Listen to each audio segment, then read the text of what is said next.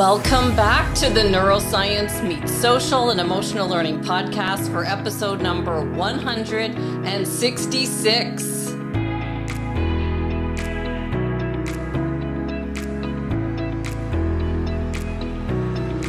With Chris Gargano, who's now in his 6th year with the New York Jets as Vice President, Executive Producer, where he oversees Jets 360, which is responsible for all Jets-produced content, including video production, social media, and editorial, with a goal of providing football fans an all-access pass to unique, engaging, quality content over a variety of platforms.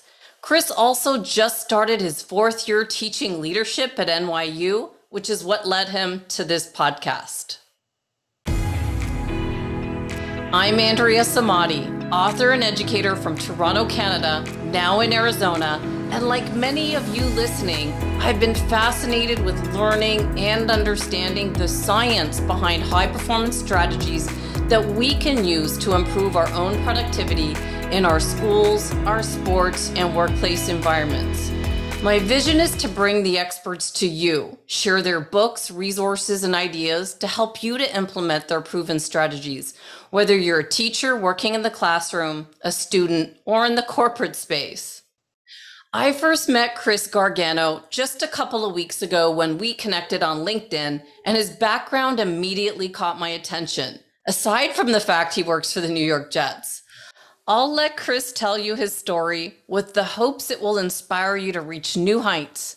And I can tell you that from someone who has led some of the best teams behind the teams, he'll empower you to take a closer look at how he sees top performers reach those high ranks. And it all begins with the topic of leadership. Let's meet Chris Gargano and see if we can leverage his life story to push us all closer to where we're all going. Welcome, Chris Gargano. Thank you so much for taking the time out of your busy season that I know has just begun, and I know there's never a slow time with your work, so thank you so much for being here today, Chris. My pleasure, Andrea. Thanks for having me. I'm looking forward to it. Well, absolutely. Chris, before I get to the questions I have for you, I mentioned in the show notes that you run Jets 360 over there, and you're responsible for all Jets-related content. And for someone over here who produces content without a production team like you have over there, I wonder if you can give any tips for what you do to catch people's attention with the graphics, the videos, the content that you create over there for your fans. Well, like you said, I'm very fortunate to have a great team here that produces this content, shoots video, hosts podcasts, writes great stories. We're very fortunate to be working with one another. I got to say that off the top. But to answer your questions, Andrea, it's just great storytelling, whether it's short form, medium, digital properties, whatever the case may be, long form, docuseries, to the extent you can with the resources that you have, just try to capture the attention by telling great stories. Always default to that, right? If you're in depth and you're well researched and you're coming with creativity each and every day, you can't go wrong. I'm making something that's very difficult sound very simple, but as you know, as a content producer, if you go in with that mindset, you know that, hey, this is going to be a well-researched piece of content. I'm going to edit it. I'm going to try to grab the attention by stylized editing, or, big audio off the top, or incorporating music, whatever that is that you do really well. Just have confidence, develop a style, and roll with it.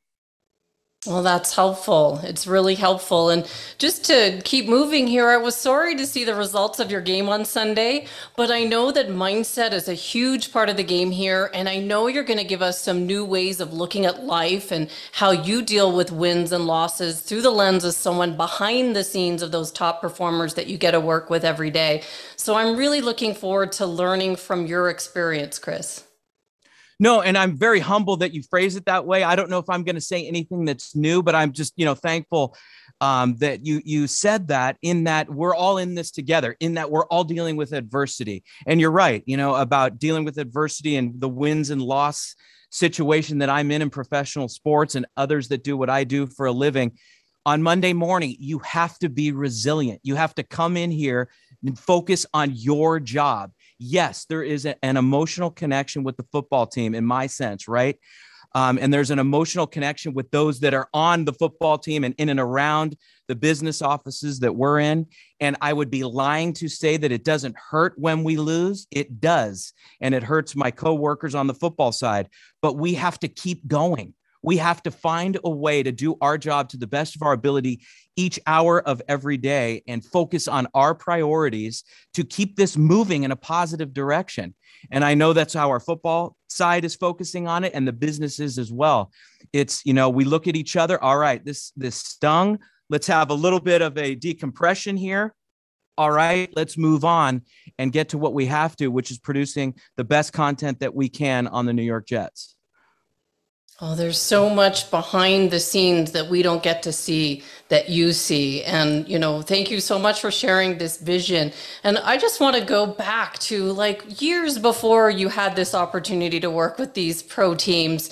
Can you take us back to where your vision for your career began? Maybe a student in the classroom, before your college days and before you had this opportunity to do broadcasting with the Jets. And you've worked with top teams like the Oakland Raiders and San Francisco Giants. Were there any defining moments that you can recall where you thought, aha, this is what I meant to do? Yes. And I grew up in the San Francisco Bay Area, a little bit north of it. So I was fortunate to be around a bunch of pro teams, the Raiders, the A's. And being honest, I was a San Francisco Giant and a San Francisco 49er fan. My father was, my grandfather was. So immediately I was introduced to those teams. And I absolutely loved them. And I was fortunate to watch a lot of winning and losing in those years by both those franchises. But it wasn't just that. It was the love my dad had and my grandfather and sharing that with them and my mom and sister and everybody. We all liked those teams. And I remember, Andrea, having a wonderful love of throwing around a Nerf football and playing baseball. And I absolutely loved football and baseball, but I had a simultaneous love broadcasting. I loved watching the CBS Evening News with Walter Cronkite. I loved Madden and Summerall. I enjoyed watching Monday Night Baseball with Keith Jackson. I mean, I soaked it all in. I was just a consumer as a little tiny guy, a consumer of baseball and football continuously. And then my love of playing those games. So I knew that I either wanted to be a pro baseball player or a professional broadcaster. And I tried to forward both of those dreams. And I never played pro baseball, so I was able to do the other one. So I'm a happy person in that regard. Well, I fully believe that we're meant to do what we're supposed to be doing, that we never miss the boat, right? That the opportunities are always going to present themselves for us, and we just have to be aware of what our talents and skills are, and then it will appear and we'll know, this is what I was meant to do. Is that how it happened for you? Yes. I had a deep love of baseball to play it, and then of broadcasting to try to get into that field as well. So I used to interview family members and friends with a little tape recorder. I used to create little radio shows where I was the announcer, the commercial, the jingle, and the guest. So I just created all this stuff as a little kid. And I remember listening to comics when I was little and how they delivered various monologues, and I would watch the Tonight Show. I just was always watching how people did the craft. And then simultaneously on the field, watching the third baseman, because that's the position I played, how Mike Schmidt, George Brett, all these great Hall of Famers, how they conducted themselves and how they swung. And I read The Art of Hitting, and I just was consumed in both avenues, but pure love of both, and tried to take them as far as I could. Oh, I love it. I love hearing success stories like that. But what happened to your vision or dream in your college years? So you had a vision of playing. Did you have an injury or something? Like, what made you not be a player and go to the broadcasting side? So yes, I walked on in college in baseball. So I played for a couple years, wasn't good enough, stopped playing. But yes, I had the first day of tryouts as part of that walk-on process. I broke my foot fielding a ground ball to my right, and I just twisted it. Anyway, I'm giving too many details. I don't want to gross people out, but it was an injury that I came back from and was able to play more in the fall and then in the spring. And then the next year, I broke another foot and had to have surgery, the other one. And so I was kind of taking in the messaging that, hey, maybe you're not meant to do this. Not only was I getting injured, but I just wasn't good enough. Let's just be honest. I loved the journey to get there, but then the realization that I wasn't good enough to keep up with my teammates and such, and it was fine. And then the next day I turned to the college radio station and writing for the newspaper. So it was all good. I loved the experience, and getting hurt is not an excuse. It's part of the journey, but the reality was I wasn't good enough, whether I was injury free or not. Well, there's so much behind the broadcasting. When you're speaking about the plays, you have to kind of been a player yourself. Don't you think that that experience brings to light someone watching like me that was not a player to be engaged? Would you think that that came into the whole play? Sure. No, and that's a good question. Yes, by playing baseball those years and a little bit of football growing up, of course, sure, it helps in my love of the game. But I'm also on the other side. I'm a firm believer, even if you didn't play, if you study the game and immerse yourself in the nuances and listen and talk to coaches and players, I believe that you could be a successful broadcaster, journalist, writer, whatever the case may be. I don't think you have to play to be good in this medium. But, of course, it's an advantage if you go through college and into the pros and then come out and broadcast. But it's also the ability to communicate, right? It's, you could be a great player and played everything, 3 sports. But if you can't communicate what it is that you need to the fan base to have them understand and take them step by step by analyzing a play or play by play, then it's lost. So I am a firm believer if someone wants to do this and wants to study, that anybody can do it and do it to a high level if they're committed to the craft. Oh, that's a really good angle. And when I first met you and we connected on LinkedIn, what caught my attention about your LinkedIn profile is about the fact that you mentioned that you went back to school in the middle of your career to get your master's in leadership studies. What happened there? So this is a consistent theme here. It's all about getting better and working hard. I wanted to get better. I wanted to get a bigger vocabulary with leadership. I wanted to understand how to be more self-aware, how to study better, how to just engage with people at a higher level. I just wanted to get better. And I went into a program and got the master's in leadership studies at my alma mater, St. Mary's College. And it was the greatest experience of my life. It was fantastic. Second to marrying my wife. It was an unbelievable experience in that it activated my mind and opened this portal of like hunger to just continue to learn. I've always been a learner and a hard worker, but those professors and that time in my life and listening to the way that they crafted our ability to learn was invaluable. And since then, I have just been a consumer and hungry for continuous learning and anything that I could get to help people learn about leadership, help people learn about themselves while simultaneously doing the same thing for myself so I can better them. And it was just a gift. It was honestly a gift. Well, that's really the next question is you found us through your research for your leadership class at NYU, and you found our Neuroscience of Personal Change episode that was once our #1 most downloaded episode, but it got surpassed. And can you explain what your vision is for your leadership students that you're teaching at NYU and what you liked about that episode that we put out? Sure. Yeah, I loved it. It was great. I was doing research this summer to try to get more material for the students at my class in NYU. And I came across your podcast and I loved it and looked at all the 7 habits. And you really made an interesting case about how valuable this is to everybody, not just professionals deep into their career, but anyone can implement this. And so my class, it's designed to focus in the first half of the class on self and self-awareness and how we show up every day and how we are as leaders. What is our leadership promise to ourselves? What is our leadership definition? And then through the evolution of the class in the second half, it's then how we engage with the world, how we engage with other stakeholders, and how we refine our leadership going into our next opportunity in life, which as they are graduating seniors, most of them, They need to say, okay, how am I showing up? How am I engaging? What is my influence? And how can I go and make this, maybe something that I either A, want to keep studying or implement into my career immediately. So I try to make the class very practical and useful. And coming across your podcast was very helpful. And in some way, shape, or form, I will weave this into my curriculum this semester. Oh, I love that. I love that because it really helped. It gave me some belief behind what I'm writing. Sitting there, I wrote that after one of the Covey organization founders, Greg Link, made a post about the 7 habits and what he was thinking about. So I piggybacked off what he wrote and thought, hey, why don't I add brain science to this? Because it was really short. I thought I got to expand it. And so it really helps when someone finds it interesting, something you just make up. So thanks for that. That was a fun takeaway for me on that.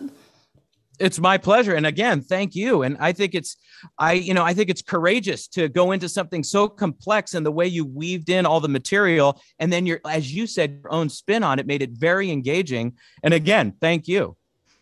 Absolutely. Well, I got to take this next leadership question and ask you one about your head coach, Saleh, because I think it ties into your story. And I actually mentioned him this year on episode 103 on the neuroscience of leadership, where we talk about how he traded his cubicle life for his coaching dream after his brother's 9/11 close call.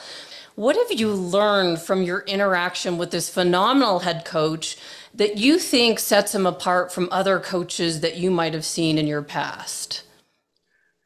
He's incredibly consistent. He has an even temperament. And obviously, he's a very passionate coach. You could see that on the sidelines, how enthusiastic he is to congratulate his players for making a great play. But his messaging is very consistent. He's resilient. We all go through adversity. And the way that Coach Saleh approaches it is his players are bought in because everybody understands what his messaging is. And that is to not give up and get better each and every day, constant improvement. And if you could go home and say, I got better today, there are better things ahead in that approach, right? So it's the continuous work. It's to understand that we will have brighter days. And you mentioned his situation about he was in a cubicle working in another industry. His brother had a close call, as you said, in the 9/11 situation. And then coach said, listen, I'm going to go do what I love. I'm going to follow my passion, and that is coaching football.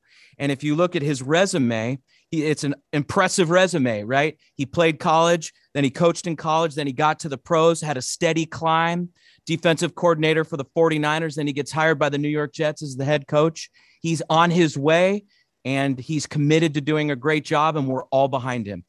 Definitely. Well, I love his passion. And with your experience with the Jets and maybe even other teams that you've worked with in organizations, what do you think is the best mindset for championship teams that we can all take away from your experience? So, yes, I've been very fortunate to be around a lot of great pros throughout this career that I'm very grateful to have had. It's togetherness, Andrea. And here's what I mean. It's taking care of the person next to you, coming into whatever the building is, whatever the arena is, and trying to make not only yourself better, but the person next to you better, and watching their back and being accountable to them. Right. And if it's on the field, which I did not play, but I'm observing obviously very closely these teams. If the play is designed to go this way and you need to be here, make that block, and the person that's running the football can rely on you to make that block. And then in business, it's the same thing, being accountable to your teammates. If you say you're going to take care of that project by Wednesday at 5, let's make sure at Wednesday at 4 that it's done. And we're not all perfect. We don't always execute to to what we say we're going to do. But if the effort is there and the communication is there and you're letting people know a timeline and such, that's what I've seen. That's how I've seen successful cultures be built and, great results happen. And it's nothing new, but if you really tear it down, that's what it is. It's communication and selfless behavior and watching out for each other. Okay. Our podcast took a turn towards health and wellness in the past year, and I always want to emphasize the importance of the top health staples like sleep, exercise, and nutrition. And with such a busy schedule that you have, how do you create that balance for your mental health and well-being? I take it very seriously. I will tell you that. In fact, I will backtrack to my master's program, which I completed in the summer of 16. And the thesis that I wrote with two other incredible people was on self-care and self-care in the workplace, meaning how do we take care of ourselves to best show up every day in our jobs? And we did a ton of research on it. We were very proud of it. But what I learned was that it's incredibly important, as you articulated, how you're resting, your exercise, your diet, especially during the season, if I may speak for myself right now, and those of us that around the National Football League that are in the middle of the season now, we have to be cognizant of how, we're showing up. And if the fatigue is setting in, to perhaps back off an hour or, rest, go in a little bit later, meditation, music, whatever that is for you to take care of yourself. I don't know, decompressing by watching your favorite show or whatever those mechanisms are that allow you to show up to your best of your ability every day. We can't ignore them. And listen, I'm not an expert. I'm not a doctor, but I try to be very self-aware in a very demanding, part of our industry here to educate myself and take care of others around me. Like, hey, go take that half day. Hey, go, that's fine. We'll take care of it. We'll get your back. Go home, and really be mindful of that. And I work with some amazing professionals that are also extremely mindful of how they're showing up.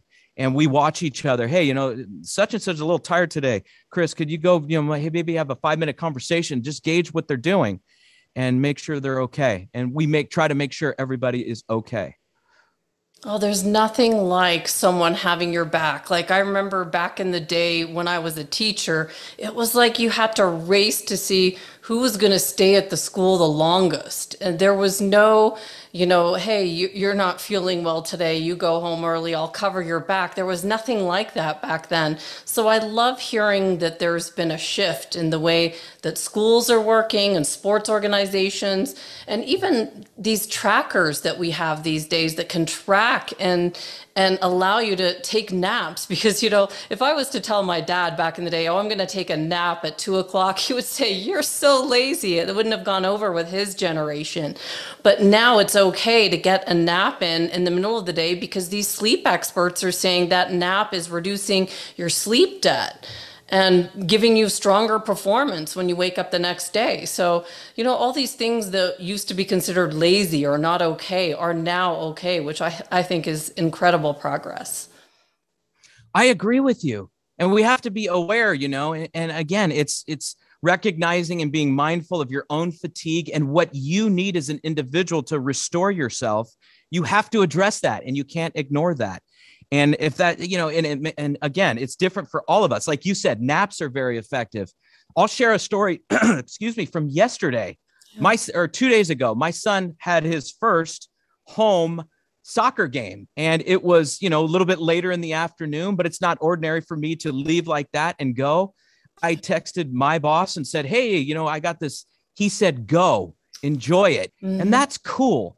That's exactly what we're talking about. And how do you think I felt driving to my son's soccer game to meet my wife to watch him in his first high school soccer game on his home turf? It was extremely rewarding to experience. And it's a small thing, but that's somebody who gets it. That's somebody who, gets it. And it's those things that energize you for the next day. And it's those examples that we have that we could do for other people, Definitely, because leaders like that are the ones that you stick around for. You'll never forget that. And I'm sure your family wouldn't either. Exactly. Well, what are your final thoughts of the future of leadership, Chris? How you see yourself fitting into this vision and maybe how you want to encourage others to lead, like those that you're teaching at NYU to step up and find their passion, their true talent, put their voice out into the world like we're doing over here and find their own individual and team success. What do you think would be your final thoughts here? I love this question. And I would say that, I'm going to go back to Covey and show them the end, right? It's, you can be this, you can do that. You could be in this position. And it's not about, as leaders, we're not here to create followers. We're here to create more leaders. We're here to inspire people. If they so choose to lead, or go do what it is that is their passion. And as you said, have their voice and find what is their true calling and create avenues for them, whether that's a conversation or a helpful gesture or a word of inspiration, whatever it is that they need, and paying attention to people and listening to them. And I guess the question, answering it directly, Andrea, is one person at a time, one student at a time, one coworker at a time, just having the attention, giving your attention to them and helping them in any way that they want and you can. And it's different, again, for every person and what their needs are and how they like to be communicated with. But it's something I try to be very good at, and to the best of my ability, as I said earlier, for continuing my education and always being open to learn, so I can be a vehicle for change and a vehicle for folks that want to get to where they want to go. Well, I want to thank you so much, Chris, for taking the time out of your busy schedule over there. First of all, to provide this content for people listening. It's applicable across different sectors, so not just sports, but business, and as well for anyone creating content out there to hear how you're doing it at the pro level. So thank you so much for finding us, for giving us validation that what we're doing over here is reaching people like you at the pro level. I'm confident that with the talent, the strong culture, community, and leadership that you have behind your team, that this is the winning ingredients that you need over there for success. Thank you so much, Chris. You're very kind for having me as a guest. Thank you very much for those kind words. It has been my pleasure, Andrea, and I wish you all the luck with your podcast, your writing, and any endeavor in your future. Thank you so much. Thank you.